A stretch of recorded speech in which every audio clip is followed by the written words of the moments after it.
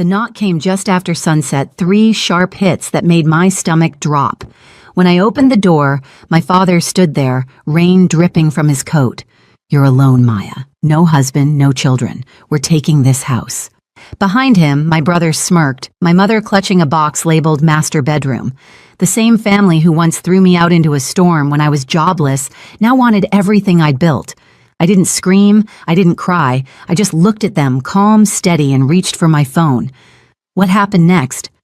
None of them ever saw coming. I grew up in a quiet suburb outside Columbus, Ohio, the kind of place where lawns were trimmed on Saturdays and everyone waved, but never really looked. My father, Thomas, worked as a branch manager for an insurance company. He liked order numbers and control. My mother, Linda, was an accountant who lived for appearances, fresh flowers on the counter, matching Christmas pajamas every year, a perfectly curated version of family love.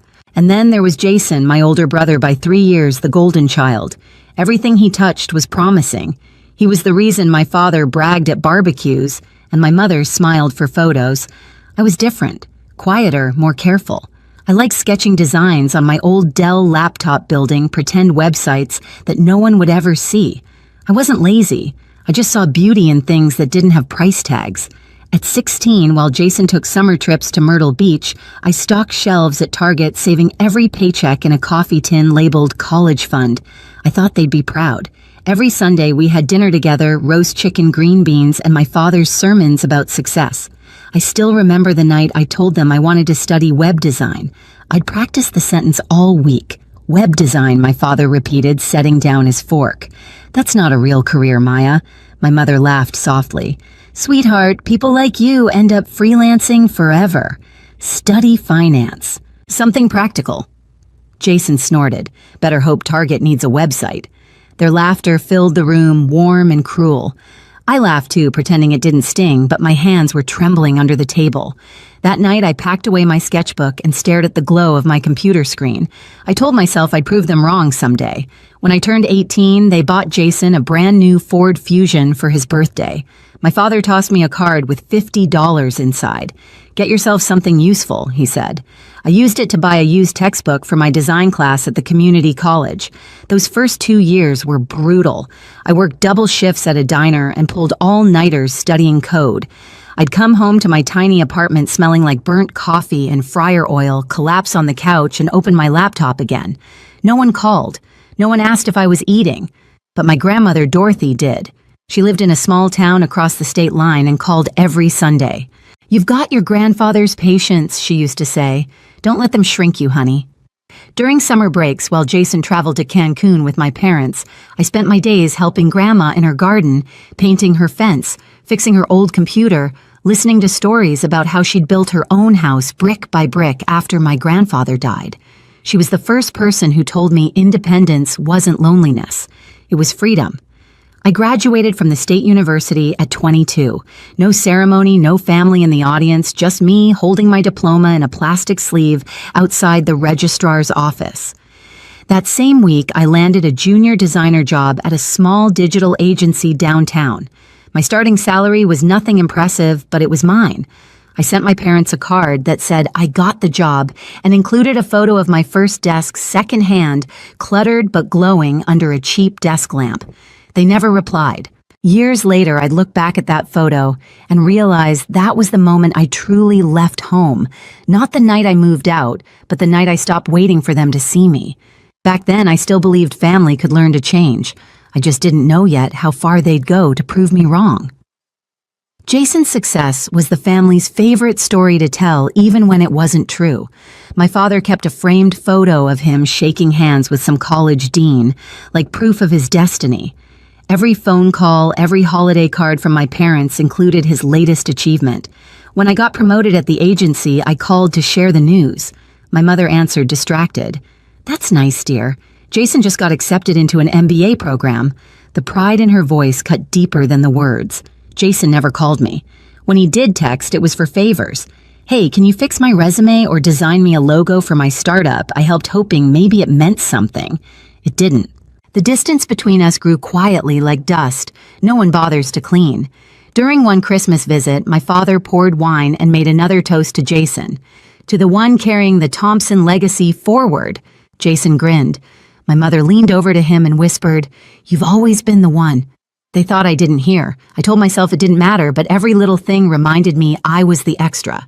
Jason's room was still a shrine, trophies, photos, medals, all dusted weekly. My childhood room had become a storage closet. My name was barely on the mailbox anymore. I tried harder, thinking effort could buy affection. I sent gifts on birthdays, helped them file their taxes, even drove 3 hours once when their Wi-Fi router broke. No one thanked me. My mother just said Jason would have fixed it faster. At 27, I'd spent 5 years at the same agency. I had experienced stability, but not the validation I still somehow wanted. Then everything collapsed at once.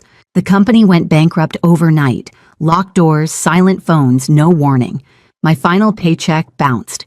I told myself it was temporary.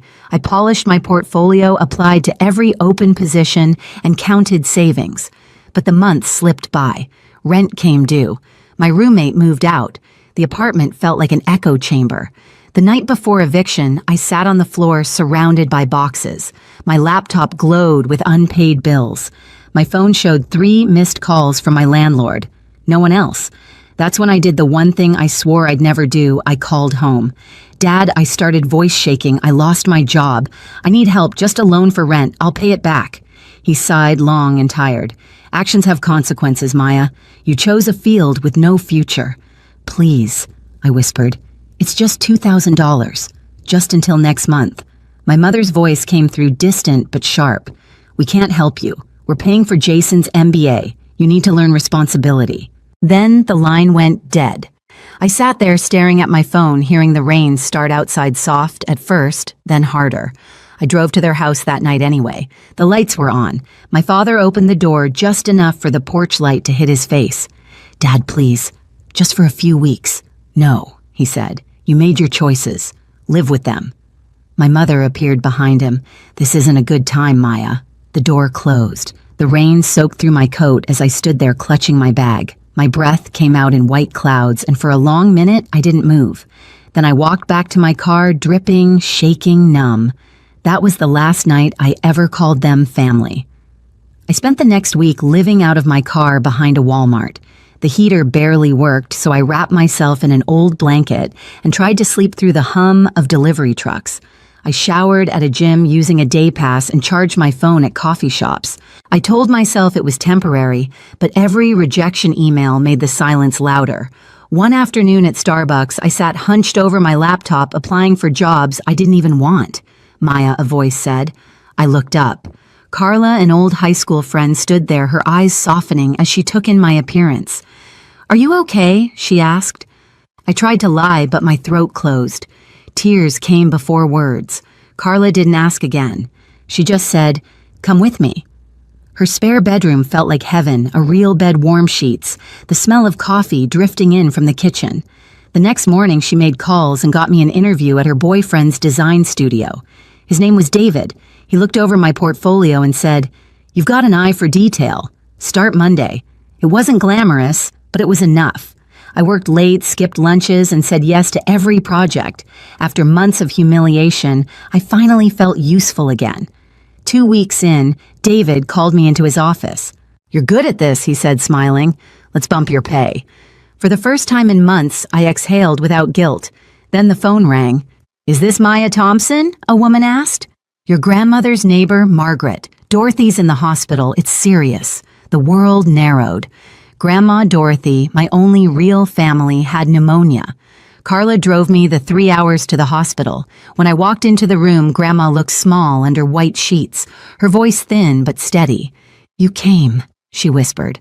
"I tried to call," I said, gripping her hand. "I know." She smiled weakly. "You always try." 3 days later, she handed me a thick envelope from her bedside drawer. Inside, keys, papers. "The cottage. It's yours now. Grandma, please don't talk like that. I built that home to protect what matters. Now it's your turn." That night, she passed away while I held her hand. At the reading of her will, my parents and Jason sat across from me, faces tight. The lawyer read aloud, "To my granddaughter, Maya Thompson, I leave my cottage and savings." The silence that followed was thunderous. My father stood. "Unacceptable." That house should be ours. The lawyer remained calm. Mrs. Dorothy's wishes are legally binding. My mother snapped. She manipulated her. My own daughter. I met her eyes. You never visited her. I did, Jason muttered. You don't deserve it. I rose slowly, sliding the keys into my pocket. Grandma thought I did. Then I left the room. By sunset, I stood before the cottage, peeling paint overgrown garden windows clouded with dust. It wasn't much, but it was mine. I unlocked the door, stepped inside, and whispered to the empty air. I finally have a home. The cottage needed everything. Paint, plumbing, insulation, but I didn't care.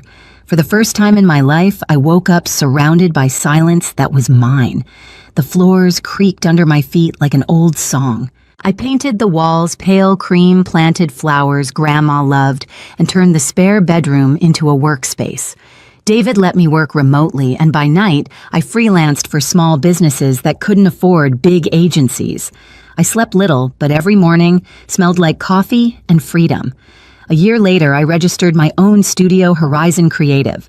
The name came from Grandma's favorite saying, "Keep your eyes on the horizon, not the storm." Clients started coming through word of mouth, a bakery, a bookstore, a small hotel by the lake. I didn't advertise. I didn't need to. Hard work spoke louder than family names ever could. Ryan Anderson walked in on a Wednesday. He owned the bookstore downtown. "I need a rebrand," he said, half smiling. His voice was calm, his handshake firm, the kind of man who looked you in the eye and meant it. I designed his logo, redid his website, and somehow we just never stopped talking. Dinner meetings became real dinners. Months turned into years. I wasn't looking for love, but it found me anyway. By 32, Horizon Creative had 3 employees and steady clients. I worked from the converted garage, Ryan helped in the garden on weekends, and every evening we ate under the old oak tree Grandma planted. My life wasn't flashy, but it was whole. Then one Thursday, my phone buzzed. Jason. 5 years of silence. Then, "Hey Maya, heard your business is doing great. Would love to reconnect." I stared at the message until the screen dimmed. Reconnect. That word stung. I answered anyway. "Jason." "Hey little sis," he said, too cheerful. "We've been thinking about you. Maybe we could visit Mom, Dad, and me. Just for the weekend." My pulse quickened. "Fine," I said. "Saturday. Just a visit." Saturday arrived wrapped in unease. Their car crunched down my gravel driveway. My father stepped out first, smiling too wide. My mother carried store-bought pastries. Jason wore sunglasses even though it was cloudy. They toured the house like buyers inspecting property. "You've done well," my mother said, tone sweet but sharp, "for someone with no husband or children." "Thank you," I replied flat. Lunch was quiet until my father cleared his throat. "This house is too big for one person. Don't you think it's wasteful?" "What are you suggesting?" "We could move in," he said, matter of fact. "Your mother and I would take the master bedroom. Jason could use the office for his business." I set my fork down. "You can't be serious." Jason leaned back. "We're family, Maya. You owe us some space." "Oh, you." My voice cracked into a laugh. "Like I owed you when I begged for help and you left me in the rain." My father's face tightened. "That was different." "No," I said. "It wasn't." I stood shaking but steady. "Get out," my mother tried to soften it. "You're being emotional. We just want to help get out." They left with stiff backs and forced smiles, but something in my father's eyes warned me it wasn't over. 3 weeks later, Ryan and I drove to Chicago for a design conference. Second morning there, a text from Margaret Grandma's old neighbor, Maya. "There are people at your house. I saw them carrying boxes inside." My chest went cold. I opened the Ring app, my father at the back door, tool in hand, prying the lock. My mother behind him, Jason hauling suitcases. They moved in like they owned the place. I called Jason. "What are you doing?" "We're moving in," he said simply. "This is a family home. You're alone. No husband, no children. You don't need it. You broke in. We have every right. Try to stop us and we'll contest Grandma's will." My hands trembled, but my voice didn't. "Try me." We drove 4 hours straight home. My house, my home looked different. Curtains drawn lights on their cars in the driveway. Inside, they'd replaced my photos with theirs. My clothes were shoved into boxes. My father turned from the hallway calm as stone. "You weren't supposed to be back yet," he said. "It's done." I looked around slowly, feeling my pulse steady instead of rise. "Is it?" He folded his arms. "We're taking this house. You can't stop us." I smiled just once and reached for my phone. "One call," I said quietly. I dialed 911 with a calmness that scared even me. The dispatcher asked what was wrong. "My family broke into my house," I said. "I have video proof." Within 20 minutes, 2 police cars rolled up the driveway, lights flashing red across the wet pavement. My father stood at the door, pretending to look confused. "This is a misunderstanding," he told the officers. "We're her family." I stepped forward, phone in hand. "Family doesn't use a crowbar," I said, opening the Ring footage. The video played my father prying the lock, Jason hauling boxes, my mother entering behind them. The sound of the latch breaking echoed through the room. The officers' faces hardened. "You have 30 minutes to pack your things," one said. "If you're not gone by then, you'll be arrested for breaking and entering." My mother's eyes filled with tears. "We have nowhere to go." "That's not my problem," I replied. My voice didn't shake this time. They scrambled, grabbing clothes, photos, shouting at each other. Jason muttered curses under his breath. My father kept insisting we built this family. I stood by the doorway, silent. Rain began again outside, tapping softly on the roof, just like the night they shut me out. When the last box hit the porch, the officer handed me a report number and nodded. "You did the right thing, ma'am." The door clicked shut behind them. The house was quiet again, mine again. I exhaled and looked around scuffed floors, crooked frames, rain streaks on the window. It had never felt so safe. Later, the police confirmed charges against my father and Jason, breaking and entering trespassing. They both pled guilty, received suspended sentences, probation. The restraining order kept them 500 feet away. Justice didn't roar, it whispered. And in that silence, I finally heard peace. Months passed. The garden bloomed again, wild and bright. I built a small swing under Grandma's oak tree, the one she planted decades ago. One evening, while Ryan cooked inside, my phone rang an unknown number, Maya. My mother's voice trembled. "I heard you got married and that you're expecting. I just wanted to say I'm proud of you." For a long moment, I said nothing. Then softly, "Thank you." When the call ended, I looked up at the fading light. The same rain that once drowned me now watered everything I'd grown. Peace finally felt like home.